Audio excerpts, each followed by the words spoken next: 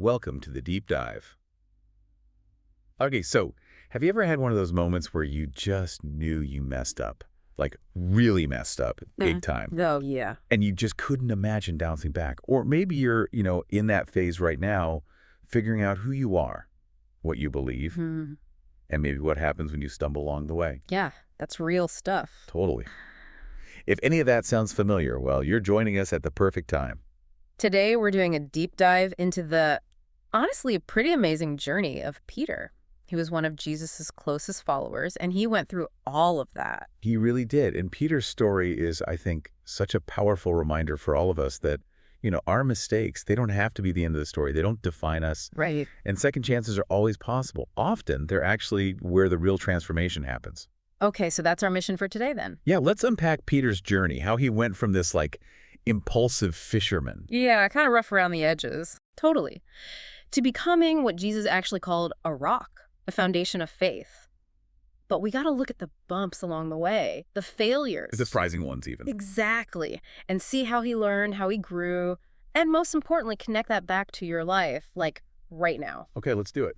So before he was Peter, the rock, who was he? Well, his name was Simon, just Simon. And yeah, like you said, a regular guy, a fisherman, that was his job.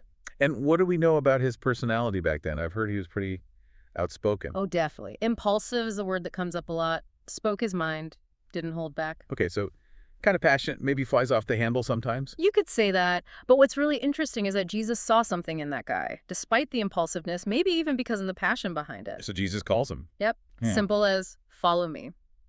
But then he adds this twist, follow me and I will make you a fisher of men. Okay, fisher of men. What exactly did that mean for Simon? Well, instead of catching fish for a living, his new catch would be people, helping bring them to God, showing them a new way to live, a new purpose. It was a total life change.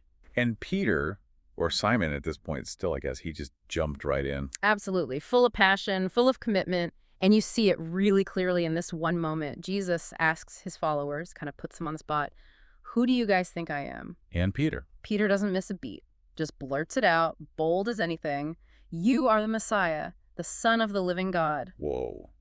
That's a huge declaration, especially coming from a fisherman. It's massive. And we should probably explain Messiah real quick. It means anointed one, or the chosen savior, the one people had been waiting for God to send. So Peter's basically saying, you're the one, the rescuer. Exactly. He's declaring his absolute belief. And Jesus, he sees that faith, that understanding. And that's the moment Simon gets his new name, Peter, which literally means rock. Rock, solid, one time. And Jesus says he'll build his whole movement, his church, on that rock-solid faith Peter just showed. So this is a real high point for Peter, right? He's got the name. He's making these incredible declarations. Didn't he even, try walking on water? He did. Another moment of incredible, maybe slightly impulsive faith during a storm.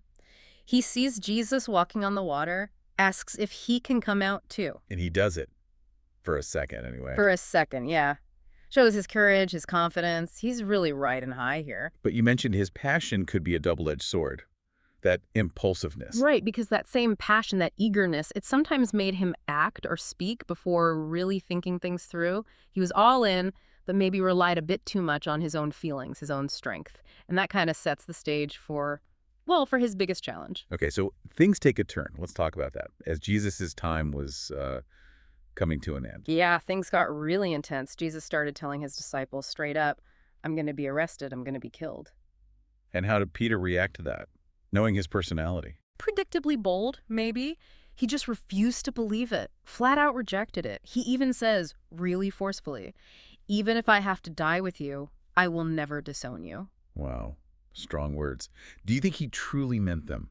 Believed he could stick to it? Oh, I think he absolutely meant them in that moment. We've all been there, right? Making a promise out of deep loyalty or love. Yeah. But Jesus knew Peter's heart, maybe better than Peter did. He actually predicts what's going to happen. He tells Peter, before the rooster crows tomorrow morning, you will deny knowing me 3 times. 3 times? Ouch. And did it happen? It did, exactly as Jesus said. Well, Jesus is basically on trial. Peter's hanging around outside in a courtyard trying to see what's happening. Kind of be brave, maybe keep watch. Probably. But then people start recognizing him. Hey, weren't you with Jesus? 3 different people, 3 different times, and each time, Peter, out of fear, says, "No, I don't know the man." Oh, man. Just imagining that. And then, And then right after the third denial, a rooster crows. just like Jesus said, Exactly. And in that instant, the story says Jesus actually looks over right at Peter. Their eyes meet. oh, that must have been crushing. Can you imagine? Peter remembers Jesus' words, and the weight of what he just did hits him. It says he went out and wept bitterly, just completely broke down. The rock crumbled. Utterly, under pressure, fear took over. That feeling of letting someone down so badly, or just failing your own standards, your own promises, it's a horrible feeling. Yeah, I think a lot of us can relate to that deep sense of shame, that guilt. Like, you just want to disappear. Absolutely, it's a very human moment of failure. And honestly, the story could have ended there, couldn't it? Peter just defined by this huge failure, carrying that regret forever. It really could have. That could have been Peter's legacy, the guy who denied Jesus, but that's not what happened. Right. This is where it gets really powerful. After Jesus was resurrected, Yeah, after the shock and confusion of the resurrection, Jesus makes a point of finding Peter, not just showing up to the group, but seeking Peter out specifically. It feels very intentional. and how does that happen? Where does he find him? Well, interestingly, the disciples, maybe feeling a bit lost, had actually gone back to their old job, fishing. Back to what they knew, I guess. Exactly. And they'd been out all night, caught absolutely nothing. Then this guy on the shore shouts out, "Try casting your net on the other side of the boat." Okay. So they do it, probably thinking, what have we got to lose? And suddenly the net is so full of fish they can barely haul it in. And they realize. They realize immediately. John says, "It is the Lord." They knew it was Jesus. And Peter, what does he do? Mr. Impulsive. Classic Peter. Doesn't even wait for the boat to get to shore. He just throws on his outer tunic, jumps into the water, and swings for it. Huh. Of course he does. Just got to get there. Right. And when he gets to the beach, Jesus is there. And he has a charcoal fire going, cooking some fish. A charcoal fire? Wait, wasn't there a charcoal fire in the courtyard where Peter denied him? Exactly. It's a subtle detail, but so powerful. That fire must have instantly brought back that painful memory for Peter. Jesus isn't ignoring what happened. Okay, so this sets the stage for what? A confrontation. Not a confrontation, more like a restoration. A really gentle, profound conversation. Jesus asks Peter a question. Not once, but 3 times. I guess. Yeah. He asks, "Simon, son of John, do you love me?" 3 times. 1 for each denial.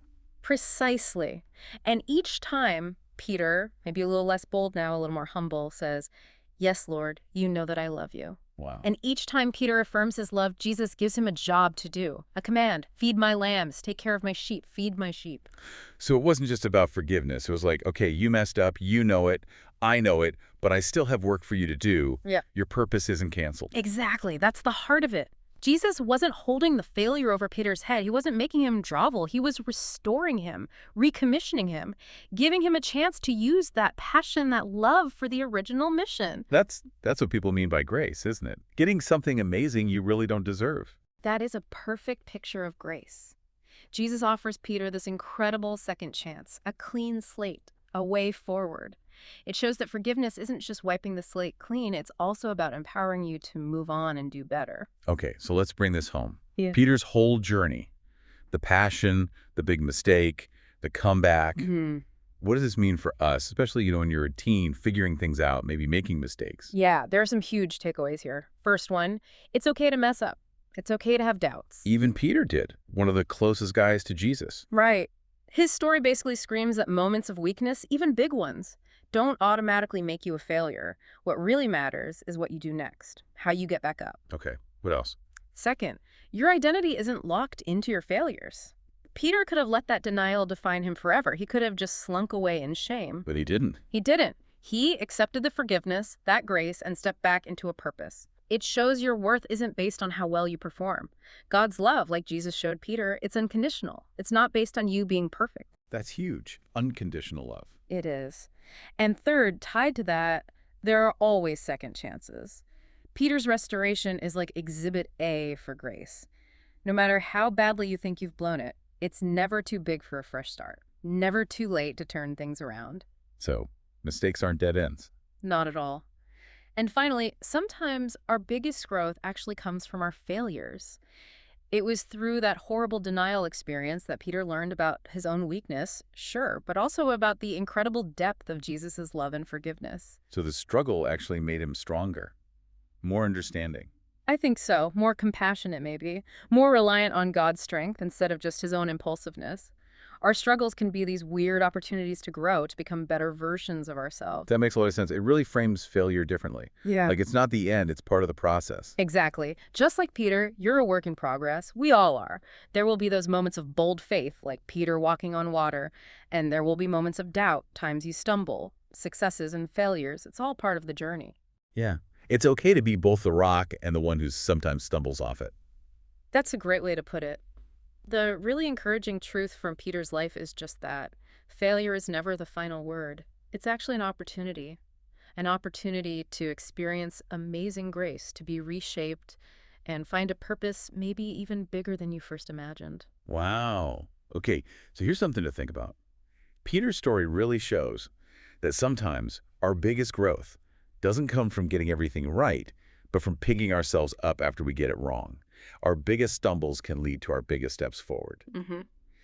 So as you think about Peter's journey, maybe ask yourself, what's one thing you're learning about yourself or about the power of second chances through his story? Good question to chew on. Definitely. Well, thank you so much for joining us on this deep dive today. It's been great exploring Peter's life with you. Likewise, great conversation. And hey, please subscribe so you don't miss out on any future deep dives. We'll catch you next time.